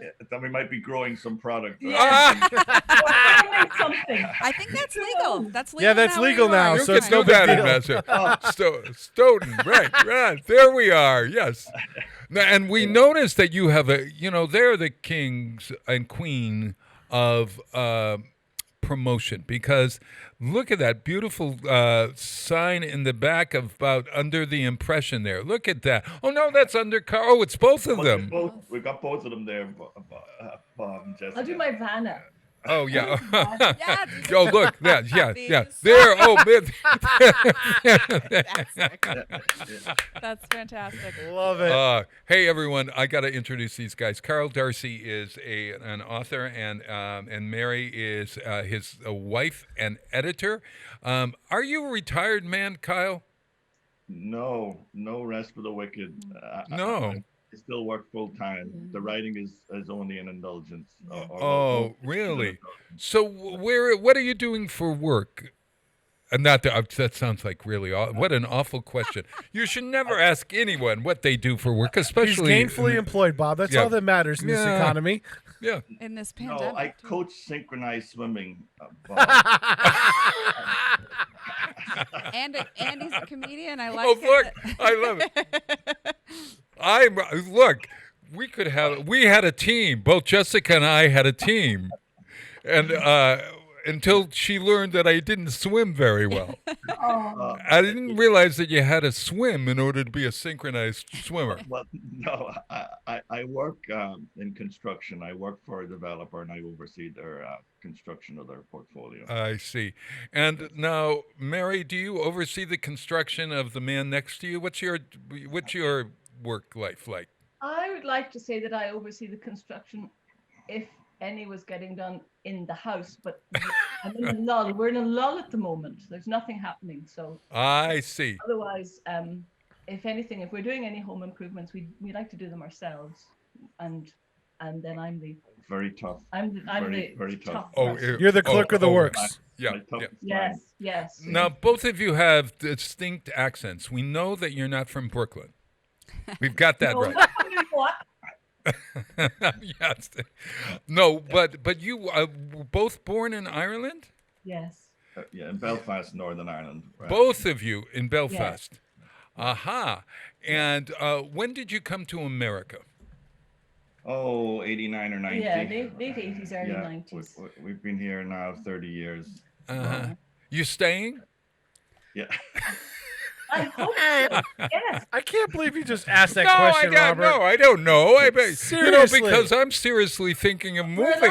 We'd love to. Let's put it that way. It's a privilege to live here. Yes, it really is. Those of us who are born here don't always get that concept, but people I know that our immigrants to this country absolutely cherish it. Yes, very much No, so. Yeah. we've stayed this long for good reason. We love the United States. We're very happy to be Yeah, here. well, I love Ireland. And Belfast is on my to-do list. In fact, we were thinking of going this year to Ireland and doing the Belfast route. And we're going to have you on to talk about Belfast sometime. Maybe we're talking. I'm going to bring you on for St. Patrick's Day. We'll talk Belfast and all things Irish. How about that? Sounds like a plan. Meanwhile, you've written your second book. We had you on. Kyle and Mary were on my program A couple of years ago. How long ago was that? When? What was? 2-3 years Well, ago. no. Well, was it 2 or 3 or? Yeah, it's like maybe 3. Maybe 4, 3. 4. Yeah, Could 3 it be as many as 4? I mean, possibly. You know, I'm It could be, shocked, Bob. Bob, how fast time goes. It might have been 4 years ago. Yes. Yes. That's one of those shows that got lost in the Vimeo account deletion. Oh, so this one is going to be for posterity. Now This one's on YouTube, so it's not going anywhere. Yeah. my goodness. Yeah. So, Kyle, your first book was called Under Current Conditions, and reread it, and I really enjoyed it, and it became a bestseller in the Boston area and Boston Globe. And now, how many years did it take between those? That might help us to understand when was the last time we saw one another. Bob, I'm very slow talker and writer. Okay. It took me, this project was a 10-year project. My God! But you know, As was the last one. as was the last one. Both projects, Bob, Yeah. have been a 10-year project, but for various reasons. Sure, of course. And yes, so the first one was 10 years because I'd never written a novel before, or what have you. I didn't really understand the process, and probably it took. I would only write at weekends and things like that. Grab a couple of hours, throw down 1,000 words, and what have you. And had no agenda or no timeline or nothing. Sure. And pretty much after 7 years was in a position where I said, what's the next stage?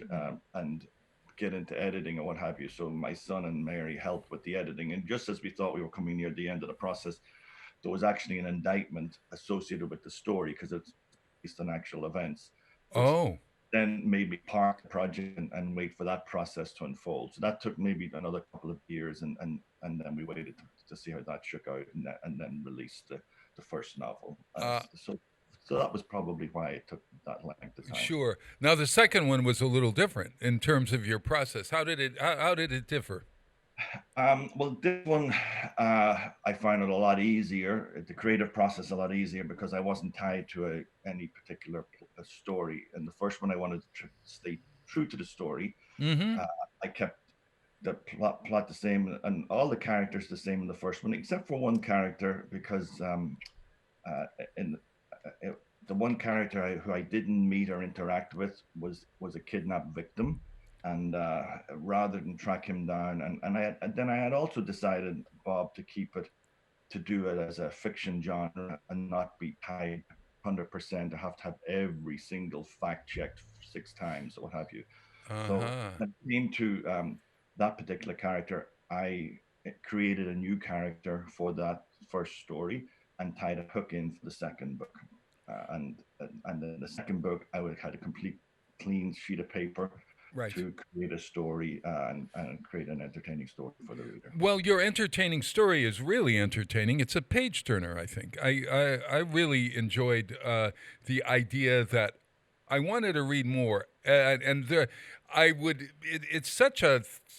I wonder if is it a thriller? Where do you? I'm glad you brought that up, Bob, because that's one of my first questions that I made note of. Is where do you classify your book genre-wise? That's a good question. Oh, that's a very good question. I would have to think this particular one you would describe as a political thriller. Where would that be? Yes. but crossed with maybe some historical fiction. Correct. A little correct. with notes of that. Yeah, I was like, I don't know what to Very call much this book. If I was going to describe it to someone, I'd have to say if historical fiction had a baby with a political thriller and just one step away from reality. Yeah. Yeah. The names have been changed to protect the innocent. Yes. Well, in actuality, or guilty. The last book they were changed to protect the guilty, but but you made this statement, that particular not knowing exactly what to peg it is a very good thing. So I guess it's a historical fiction with a political thriller aspect to it. Yeah, and as Pete says, in the other book, the names were changed, but in this one, a lot of the figures and a lot of the characters are real people in real life, and as Jessica said, in history. So if you're a history buff, you will definitely enjoy this book. Yeah. All of a sudden, there's John DeLorean appears out of nowhere, and I go, John DeLorean of all people, and then I started to say, did this actually happen? And so maybe when we come back, you tell us how it's based on or you got the idea from another book, a biography or something. Am I right? There are, the sources that I used for this book were varied. Right. So you got to save those because we have to take a break, and I'm gonna play. Have you ever heard of Ema Sumac? Does that name ring a bell? Ema Sumac is the 7:15 song that I'm going to play here. Ema Sumac was a Peruvian woman in the 1950s. She had a career, really popular career in the 1950s into the early 1960s. She had a 4-octave range, and maybe sometimes 4.5-octave range. And she was really kind of interesting. She was sort of like a cross between an opera singer and Carmen Miranda, if you remember Carmen Miranda, with all those fruits on the head. Yes, exactly right. And there was my old aunts used to tell me that Ema Sumac, this really exotic woman from Peru, was actually born in Hackensack, New Jersey, and her name was Amy. What's the last name? Amy Camus, because backwards her name Ema YMA is Amy, and Sumac backwards is Camus. Well, I didn't, in all my research for this song right now, I found no reference to Amy Camus. So I assume that Ema is actually Peruvian born. So you got to hear this. This is from one of her greatest hits albums, and it's called Taki Rari. And I thought because of the Colombian connection that we'd play this Peruvian Bolivian singer here. So here is Taki Rari.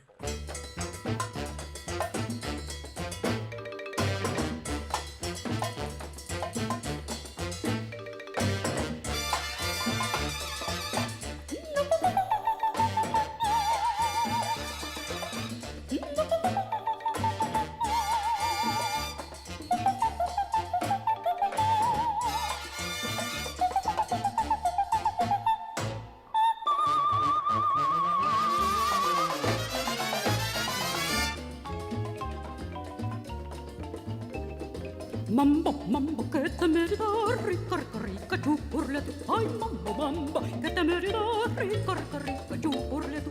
A ti solito yo te amaré, a ti solito yo te querré, a ti solito yo te amaré, a ti solito yo te querré. ¡Vamos!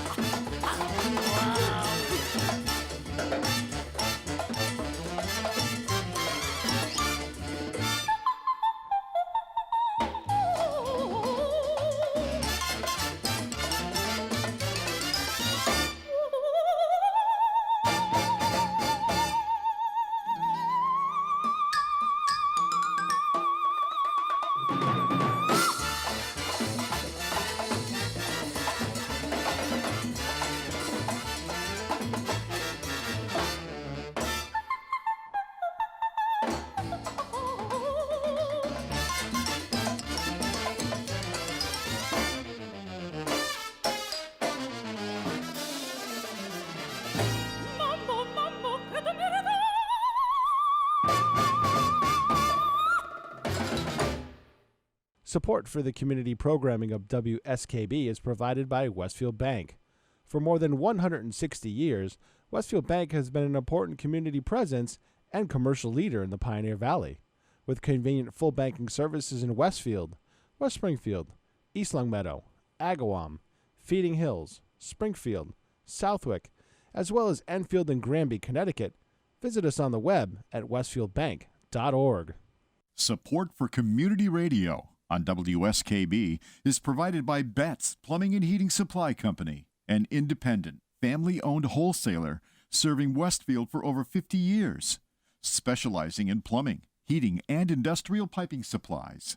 On the web at bettsplumbing.com or at 14 Coleman Avenue in Westfield. Join us the third Wednesday of every month with Selectman Joe Didi and his take on everything Southwick. Community Radio 89.5 WSKB.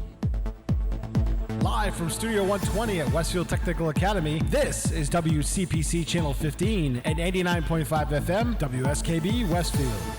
Wow, it is Tuesday morning, August 18th, 2020, and counting, and I am here with Jessica Martin, the diva of books, bees, and realty, and we have in the center of our screen, folks, if you're watching on Channel 15, or you can listen on your streaming on westfieldtv.org or on the radio at 89.5 FM. We're all over the world now, and even on television, Kyle. I don't know if they're carrying you up in Agawam now, Bob, too, but I know Southwick carries us every morning. So. Oh my God! So we're in Southwick, and they might be carrying you in Agawam. I know Les Tingley over there has been carrying some of the shows. We'll see if we can squeeze you in. Well, I'd love to be squeezed in. Yeah, that would be great. Hey, Kyle, you're going to go right out and buy an Ema Sumac album, aren't you? Oh, that's giddy with excitement, Bob. And listen, like to say, but your first show, and it's so sad that got lost. It was the research you put into your shows and your music is just outstanding, and that was one aspect of the first show that we thoroughly enjoyed. It was Darcy's goat. Darcy's donkey. Oh, Darcy's donkey. Yeah. Oh my God! I put you. Okay. Oh God! Yeah. I should have played that today. I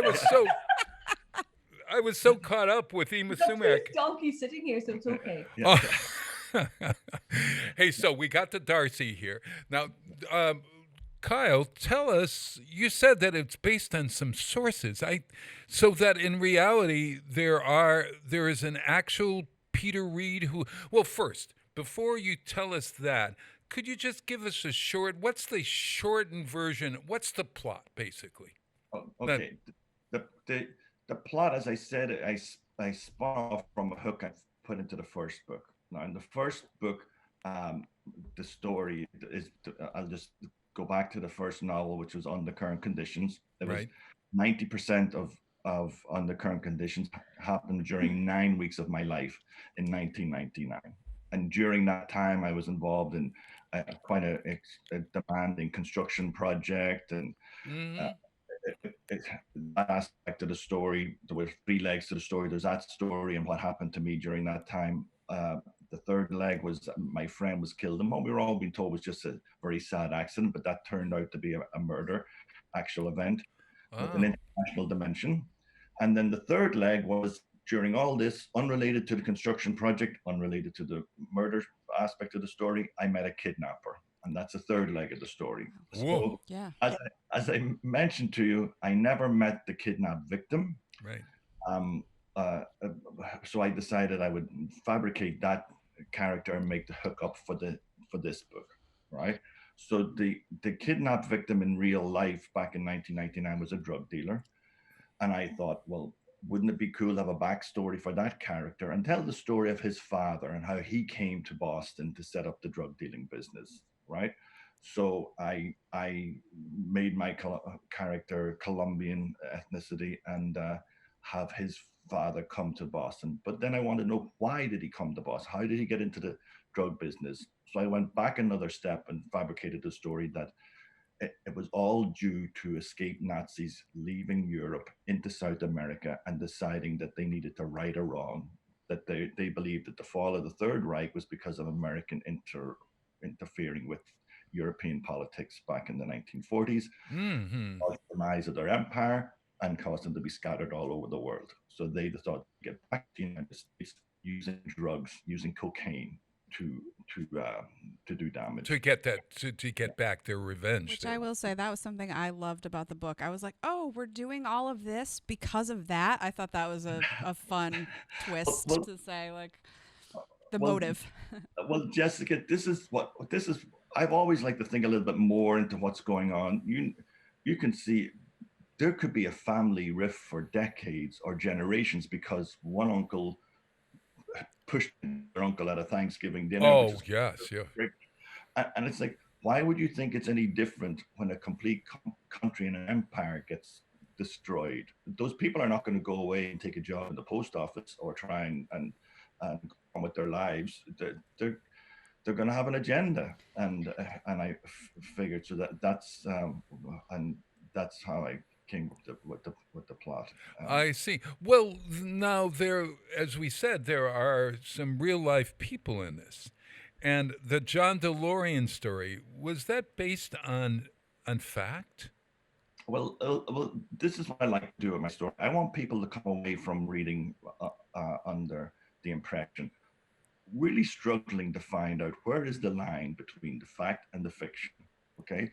So you mentioned John DeLorean as one of the characters I weave into the story. Another one is Charles Taylor, who was yes. Oh my gosh. Yeah. And is now serving multiple life sentences. King of Liberia? He was the president of Liberia. President of Liberia. Okay. Liberia, yeah. So there's a bunch of different real characters and real life events woven into the story. Now, John DeLorean grew on from growing up in Northern Ireland. As I say, Mary and I didn't leave Northern Ireland until 89, 90, but back in the early 80s, John DeLorean came to Belfast, Northern Ireland, and got government grants from the British government, who controlled that quarter of the island of Ireland, and used those government grants to set up his factory to produce the DeLorean motor car, which became an iconic car. It still is. It still turns in. You see it on the highway now, even 30 years after it was produced, and was featured in the Back to the Future movies with Michael Fox. Those cars will last forever because they're stainless steel. That's correct. Exactly, and they have the gull wing doors. Yep. So John DeLorean came to Northern Ireland, and anyone who remember him, he's passed now, but anyone who remember, he was a larger than life person. You know, yes, he had a swagger to him. You know, you don't come up and as like we created that novel from starting with a blank page. That's nothing compared to what he achieved. He started with a blank page and created a motor car factory, and had a car that is talked to this day. Sure. So I wonder why it failed. Really, I mean, like the DeLorean. It failed because he was a better showman than businessman. Ah. That was a very good aspect, but also it got launched into a world economic downturn or recession too, and gas prices and things like that. And I know how it feels because my book got launched into a pandemic. So there's everybody knows these plans are taken years in advance or whatever. So you never know. There's your next book, Kyle. Mary, get ready. Your next book. Under the pandemic.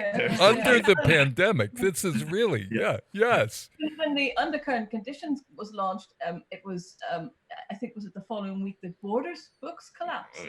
And they had books and everything. Oh, gosh. You have a knack for colliding with chaos. Oh my God. That's why they love me so much, I think. That might be it. You are a little chaotic, Bob. Yeah. Chaotic is the word, maybe, huh? But I really think that the book, because of its It's got a fast pace, wouldn't you say, Jess? Oh yes, the beginning of the book had me. I'm not a very fast reader typically, and it definitely I did one sit down of over 40 pages, wow. Yeah. which for me is a lot in one sitting. I do read every day, but in little tiny bites here and there. And like I said, I'm not a very fast reader. I like to take in every page. I don't skim things. So I definitely one sitting over 40 pages. So it pulled me in right away. Thank you, Jess. Oh yeah, and it pulls you in, and then And it it's keeps. a little salacious, if it's okay to say that in the beginning, right there with those Nazis. Oh my yeah. gosh! Times. We're moving with the times. Yes. Moving with the times. You created in the twins, no, Siblings. What was the siblings rather? What's that? What's the woman's name? No, that's not Claudia. Nola. Claudia? Sorry, you're Oh, breaking up Claudia.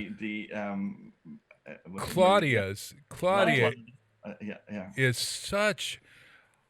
so evil in her way. A very strong my. female lead, isn't it? Yes. Yeah. Yeah. Oh gosh, Actually, what a character! While you're talking about character too, is that this is another question that I have when I come to character development and characters in general. Who is the good character? Like there was a lot of everyone had a mixed like. I couldn't decide who I was rooting for because sometimes you're rooting for a bad guy. Well, Peter Reed, I think. Yeah. Well, but still, you're like he's the things that he's doing and being involved in. You're like, okay, I get it. It's for the greater good, but it's not all good things. So I like that conflict too. Yeah. Well, that's true. It's because everybody has a backstory, and really, some people would argue there was only ever one good person that walked the earth, and they ended up crucifying him. So yes. Everybody is a blend of stuff. I don't think there's anything black and white. But I would have to think Peter Reed is the protagonist. Is probably the.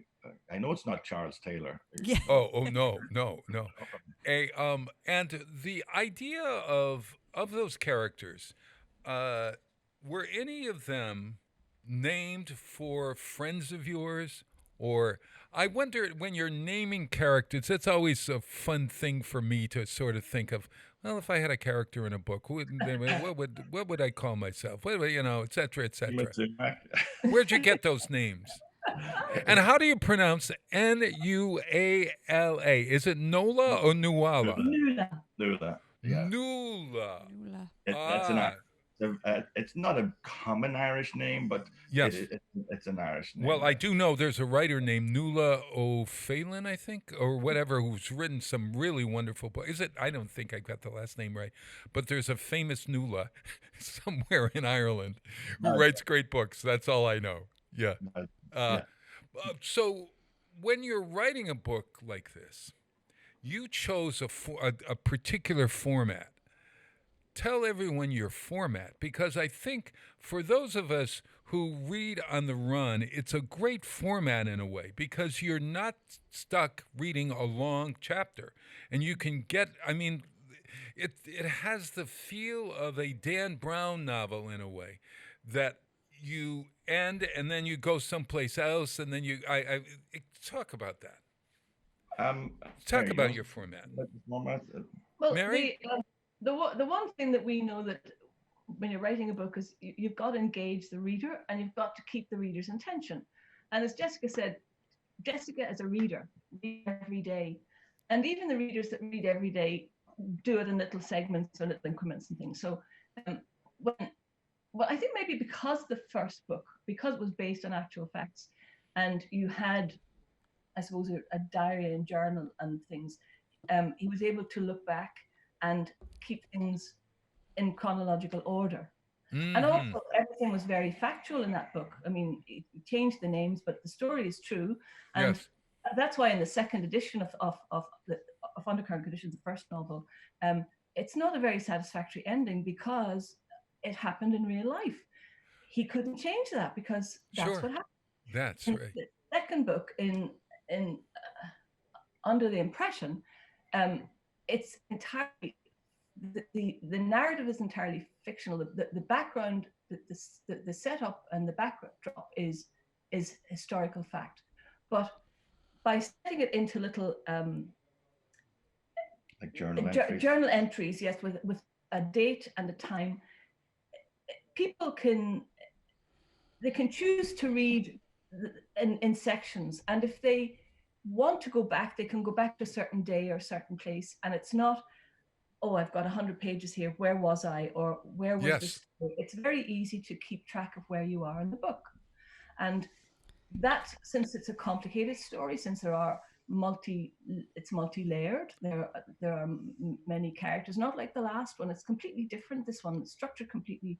But I did replicate that journal entry. The journal entry thing is the same. Journal entry, yes, yeah. But I think the trick is to convey what you're trying to communicate quickly and efficiently to the reader. And using that journal entry, I thought, well, if anyone is going to go to the grocery store to pick up groceries, they're going to put milk, bread, butter. They're not going to say buy milk, buy bread, buy butter. Oh, yes. So we all, in our own life, it's bullet points. So a chapter heading quickly conveys, this is the time where we are, here's the place, let's get into the story. Now, part of the editing process that we talked about with Mary helping with, and also my son, is that that's, I find, most difficult part of writing a novel. Oh yeah, you have a great quote for that. Tell you, I don't know if it's your quote or not, but I want to have you say it. The difficulty in writing is what? It's not putting words on paper, it's taking them off, because yes, and because these are all like your children. You wouldn't have put it on the page if you didn't think it was needed to be there. And now here you are trying to choose between your children, because you have to push the story, you have to push the novel and push the plot. So taking them off is every word on that book had to fight for the right to stay on the page. So that fighting for the right to stay on the page, was that between Mary and your son and you? These healed? Can you demonstrate some of these? Oh yeah, you've got to listen. James, my spouse, wrote a book called what the heck is the book called? Out Here in the Stars. Yes. And it's a memoir of his life with his former partner. I come in at the end for a very short time. It's out and it's on Kindle and Amazon and Barnes and Noble. But I was the editor on this book, and finally James said to me, "It's over with. You're not touching it." And this was like after he said, "That's it." And I don't know. I think I ought to write a book about how to edit when your spouse is the author. I don't know about you, Mary. It'll be a short book. Mary, what do you think? Proceed with caution. The two of you are I can see are you laugh through life. So maybe that's the way. James and I fight through life sometimes. I would say there was a lot of. There was some profanity. There was some great stuff. Yeah, I mean, but we both. Well, I think I said I have a degree in English. That's. There it is. That helps. Like a teacher. You're like a teacher, and remember your teachers, English teachers, I should say. Excuse me, Bob. I'm the teacher's pet. I love it. Yeah. Oh gosh. So it's if you remember back to the English, I had a great English teacher, Mrs. Cronin, and she just loved English, the language. She loved literature, and so when she gave a piece of work back, it was edited. She had and in a positive way. So she would always write things, and it was for every student. Every student got this. It wasn't just me. Every student got her thoughts about a sentence or a phrase, or you could say, and this kind of thing. And so I think with the editing and my editing process, there's two things. First of all, I do love words like Jessica. I love reading good literature. I love authors that know how to write using words properly and imagery, and I just love it. And so if the first job of the editor is to polish the work, and that means like the English teacher, the grammar, the spelling, the punctuations, all that. Sure. But then you have to be like a critical reader, and you have to evaluate and analyze everything that's on the page. And does that make sense, or is it superfluous, or is there a better word for that? Could we say those 3 words with this word? And that's how we do introduce some alliteration. Yes, we do it like that. Oh, sure. Yeah. I remember I would go through James's book and circle on 2 pages. Oh my God, he used this word here, this word here, this word here. It was sort of like applesauce is some word, murmur. The word murmur is used. She murmured, she murmured, she murmured. I said there, Yes, that happens. I do that myself, and you do that. It's like a word gets in your head, and subconsciously you keep repeating it. Yes. So, and maybe it's because it's all part of it's the key word in the paragraph or something. So then the trick is to find another word for that, for murmur. That's right. And honor what James wants to say, but say it with another word. Or something. Yes, that's right. Muttered quietly or something. And oftentimes I've found myself taking sentences and saying, this is better at the beginning of this paragraph than this is the topic sentence in this paragraph, and you've got it 4 down. And so move it over to here. Yes. Did you find, thank God for. Yes. Yeah, and in James's defense, those he needs a defendant, believe me.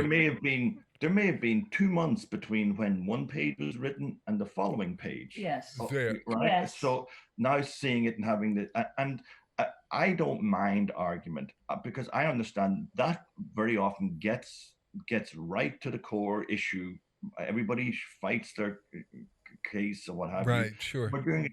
To me, we're doing it for the product. We're doing it for the book. We're doing it for the reader. Yes. We are arguing 2 years and 3 years ahead of time for the benefit of the reader, for their experience. And interesting.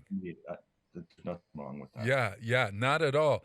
Hey, we're going to take another break at 7:46. We still have more to talk with. You guys are so interesting and fun to have on. I got to say, really, you do a lot of these kinds of things yourself. Have you been on a lot of shows talking about your book, guys? On occasion, we're fortunate for people to be picking up, but as I say, it's extremely difficult to get the word out on any product because there's plenty of good options there for readers and people, and there's only people like yourself can only do so much. The research you put into this, both of you read under the impression, so to put that sort of research and effort in and then devote an hour to the show, it's well, we love it. I mean, if you had yes and no answers, we would be going, we're not having those guys on. No. But because you're so scintillating, I can have you on and we won't talk about the book, just to talk. And I'll send you a link as to when your interview starts so that you guys can promote it on YouTube, and it'll actually pick up right where you guys come into the show. How do you like that? Wonderful, Thank you, Peter. Thank you. So listen, we're going to go from Ema Sumac to the Grateful Dead because I have a musical director in Wisconsin who picks one song a week. And so I told him you were going to be on. I told him it was around the cocaine trade.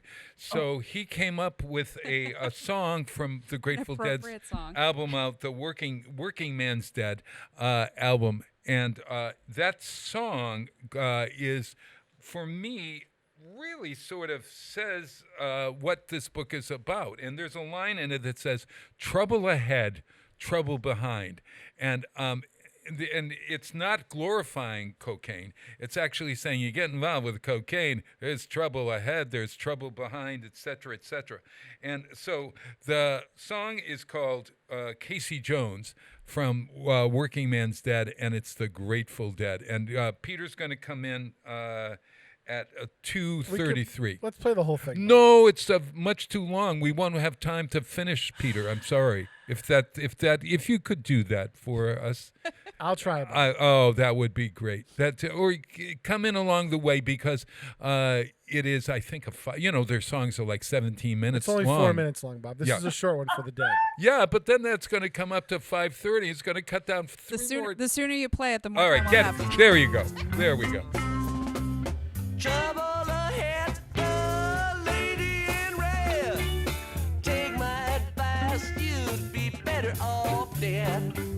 Switchman sleeping train, 102 is on the wrong track and headed for you. Driving that train, pound cocaine. Casey Jones, you better watch your speed. Trouble ahead, trouble behind. And you know that notion just crossed my mind.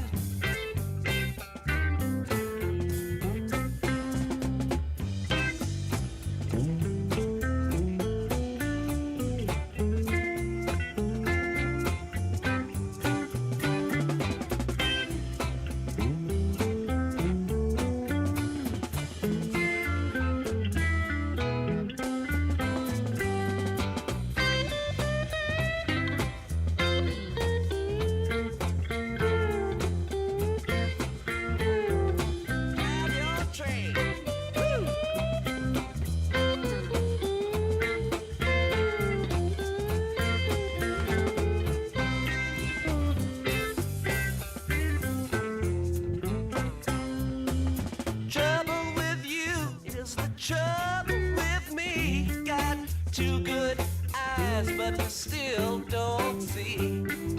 Come round the bend, you know it's the end. The fireman screams and the engine just gleams. Driving that train, pound cocaine. Casey Jones, you better watch your speed. Trouble ahead, trouble behind. And you know that notion just crossed my mind.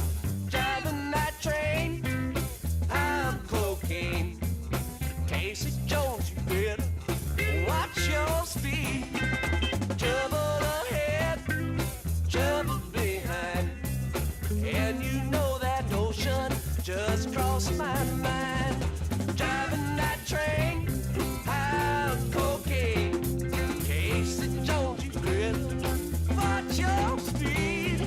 Trouble ahead, trouble behind. And you know that notion just crossed my mind. Driving that train, I'm cocaine. Casey Jones, you better watch your speed. Trouble ahead, you know, trouble behind. And you know that notion just crossed my mind. And you know that notion just crossed my mind. Underwriting is brought to you by Boise Cascade Distribution, providing products and services needed for building material dealers, home improvement centers, and industrial customers. They offer everything from engineered wood and plywood to Drex decking and railing, James Hardy siding, and Advantech subfloor. Located at 33 Fowler Street Extension in Westfield and on the web at bc.com, they are committed to providing quality products, great service, convenience, and value. This is Ken Stomsky from Ken's Den on WCPC 15 and 89.5 FM, Tuesdays, 8 to 10. Community Radio 89.5 WSKB. Live from Studio 120 at Westfield Technical Academy, this is WCPC Channel 15 and 89.5 FM, WSKB Westfield.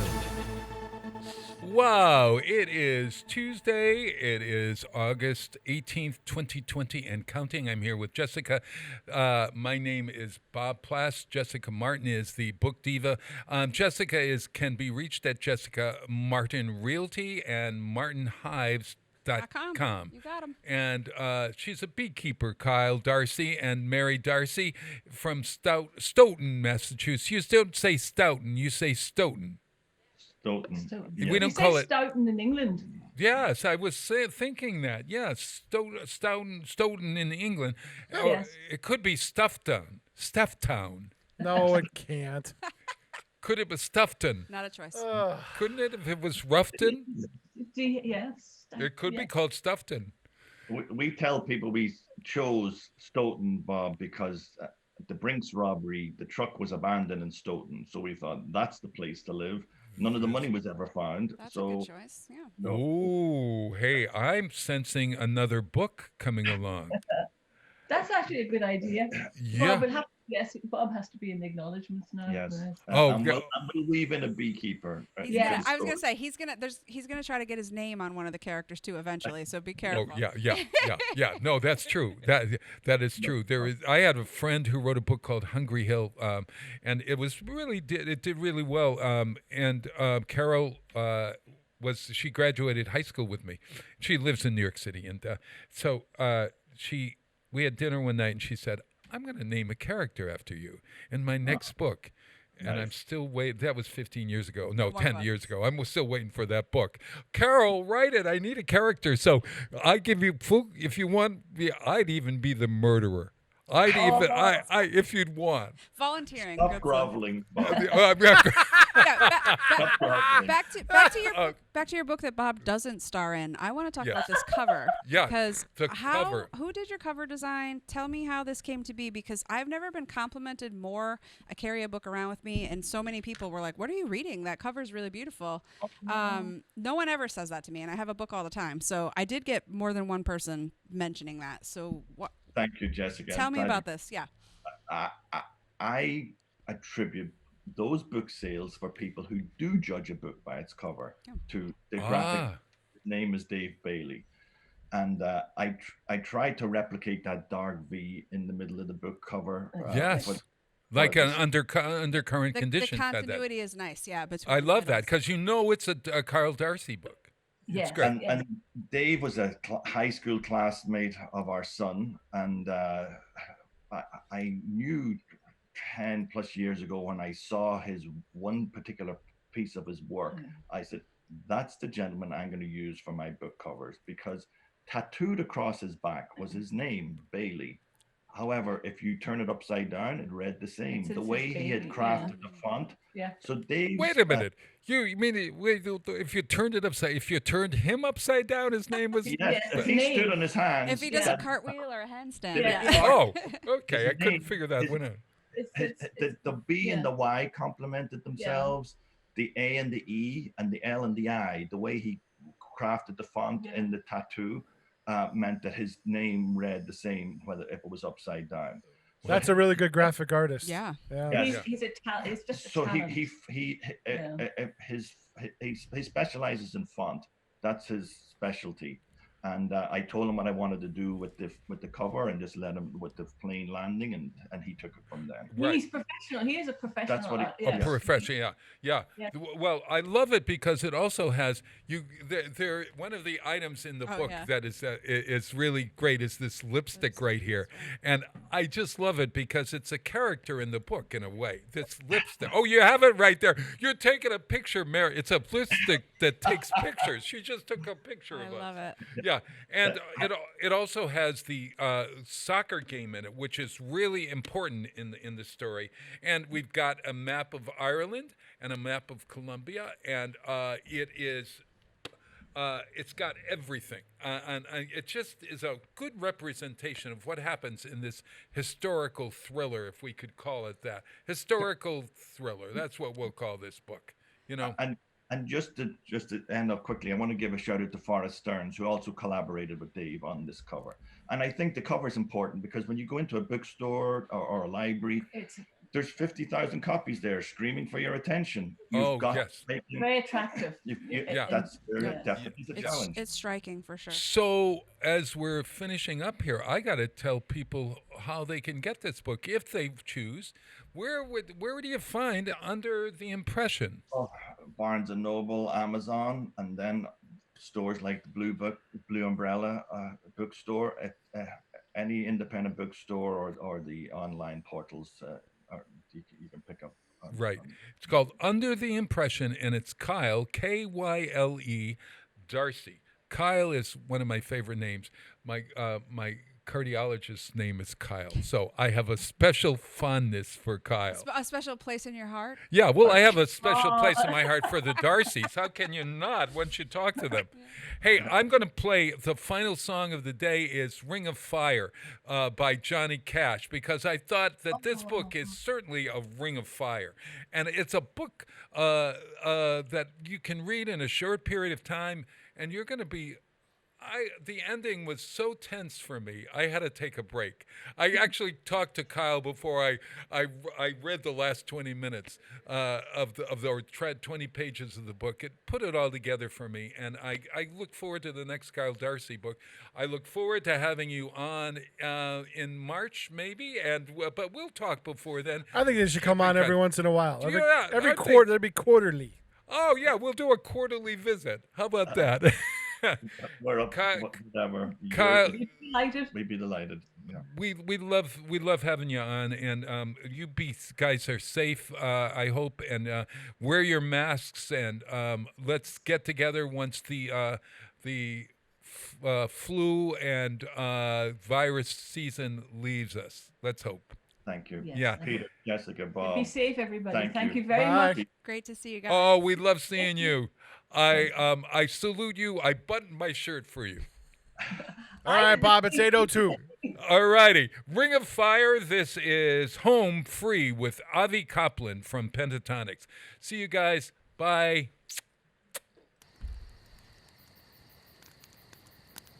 Love is a burning thing, and it makes a fiery ring. And bound by wild desire,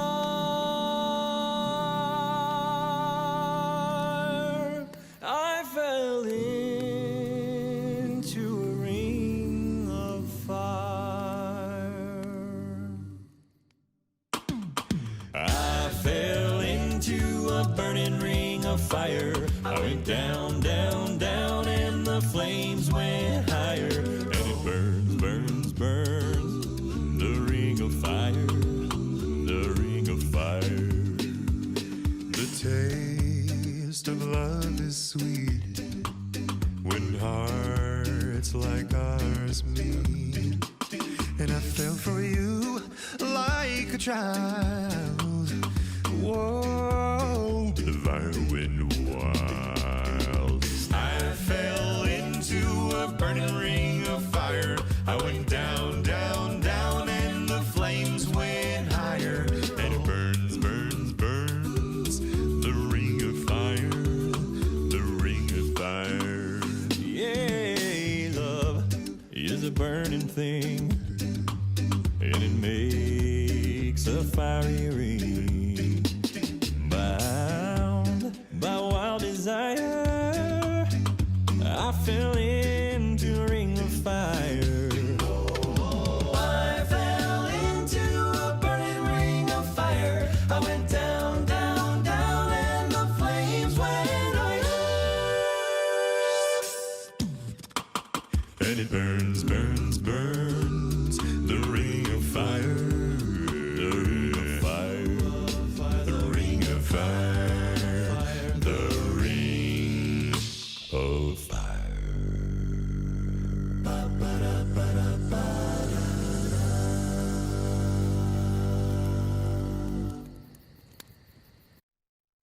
Support for community radio on WSKB is provided by Betts Plumbing and Heating Supply Company, an independent, family-owned wholesaler serving Westfield for over 50 years, specializing in plumbing, heating, and industrial piping supplies. On the web at bettsplumbing.com or at 14 Coleman Avenue in Westfield. Support for the community programming of WSKB